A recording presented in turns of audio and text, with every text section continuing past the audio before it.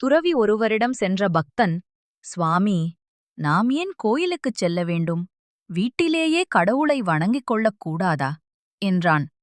உடனே துறவி அவனிடம், உனக்கு அதைப்பற்றி பிறகு விளக்குகிறேன். அதற்கு முன் எனக்கு குடிக்க சற்று தண்ணீர் தருகிறாயா? என்றார். அவன் வேகமாக சென்று ஒரு சொச்சொம்பில் நீர் கொண்டு வந்தான்.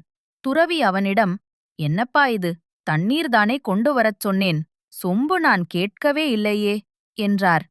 அதற்கு அவன், சுவாமி, சொம்பு இல்லாமல் கையில் தண்ணீர் கொண்டு வந்தால் ஒழுகி வீணாகிவிடுமே, அதனால்தான் சொம்பில் கொண்டு வந்தேன் என்றான். ஓ, அப்படியா? அதுபோலத்தான் நாம் வீட்டில் இறை வழிபாடு செய்யும்போது நம் மனது பல விஷயங்களில் அலைபாயும்.